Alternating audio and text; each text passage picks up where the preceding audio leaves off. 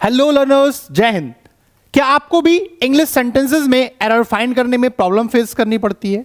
क्या आपको भी हर एक सेंटेंस देखने में बिल्कुल करेक्ट लगता है? अगर आपका जवाब हाँ है तो ये वीडियो आपके बहुत काम की है, क्योंकि इन वीडियोस में हम आपको बताएंगे कुछ ऐसे गोल्डन ग्रामर रूल्स को जिनको समझकर आप एरर्स को आसानी से फाइंड कर सकते हैं और इंग्लिश में अच्छे मार्क्स गेन कर सकते हैं। बिना किसी देरी के स्टार्ट करेंगे आज के रूल को। तो आज का जो रूल है वो आपको बताएगा क्या है, पहले उसको टाइटल से समझ लेते हैं। Use of hyphenated noun. Hyphenated noun का एक सेंटेंसेस में यूज किस तरह से किया जाता है and what is the correct procedure to use that hyphenated noun, we should know. और आपको ये कैसे ध्यान रखना है उसके लिए हमने एक छोटी सी स्ट्रक्चर बनाई है। स्ट्रक्चर क्या है?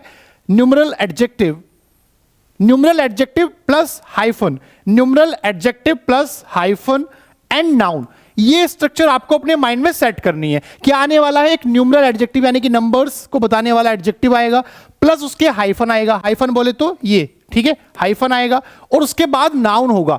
इस स्ट्रक्चर में ध्यान रखने के बाद जो रूल है वो ये है कि न्यूमरल एडजेक्टिव के बाद अगर हाइफन आता है और इस हाइफन के बाद अगर नाउन का यूज हुआ है, that noun must be singular.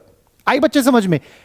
Numeral adjective का यूज हुआ, उसके बाद हाइफन का यूज हुआ और उसके बाद एक नाउन आएगा, तो वो नाउन हमेशा क्या होगा? सिंगुलर होगा। अब इसको बुकिश लैंग्वेज में पढ़ लेते हैं एक बार। If definite numeral adjective and noun are joined by hyphen and compound noun is formed, compound word is formed, then the noun is always used in singular number। यही बात तो मैं आपको बता रहा था। एक न्यूमरल एडजेक्टिव है, एक हाइफन है, एक नाउन है, इनको जोड़कर एक कंपाउंड वर्ड बनाया गया है, एक कंपाउंड नाउन बनाया गया है। Then in that compound noun the noun must be in singular form after hyphen, and this is the simple rule you should remember. अब इसको एग्जाम्पल की हेल्प से समझते हैं, जिससे कि आपको लाइफ टाइम के लिए रूल माइंड में सेट हो जाए। देखो क्या है, सबसे पहले कह रहा है my friend asked me for 100 rupees note. Sentence देखने में पढ़ने में सही लग रहा है, my friend asked me for 100 rupees note. आपके दोस्त भी आपसे पैसे मांगते होंगे, अक्सर पैसे ही तो मांगते हैं, उसी तरह का सेंटेंस है। लेकिन क्या ये सेंटेंस एक्चुअल में सही है? आप बताइए, क्या ये सेंटेंस एक्चुअल में सही है? बच्चे देखो ध्यान से, अभी मैंने आपको बताया कि हाइफन के बाद अगर नाउन का यूज होगा, हाइफन के बाद अगर नाउन का यूज होगा तो वो कैसा होना चाहिए? नाउन। वो नाउन होना चाहिए सिंगुलर फॉर्म में। देखो ये न्यूमरल एडजेक्टिव है कि 100 नहीं, ये नंबर को बता रहा है ना। इसके बाद हमने हाइफन का यूज किया, इसके बाद ये रुपीज जो है, रुपीज नाउन जो लिखा है, ये प्लूरल नहीं होगा, ये सिंगुलर होगा। यही तो समझने वाली बात थी। करेक्ट फॉर्म क्या होगी? My friend asked me for 100 rupee note. ये रुपीज नहीं होगा, it must be rupee here. Okay, second example देखिए। सेकेंड एग्जाम्पल में लिखा है अ 5 members jury has been set up for the inquiry। A 5 members jury has been set up for the inquiry। Again the sentence looks correct but it is not in actual।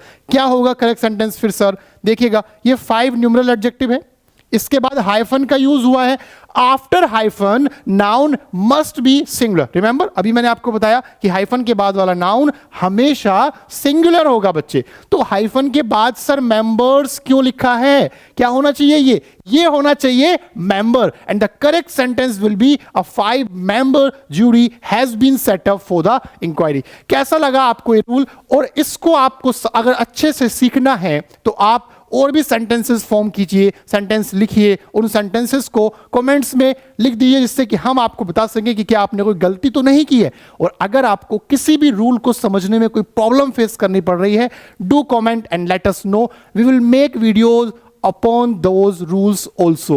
So we are here for you always, keep learning, thank you very much।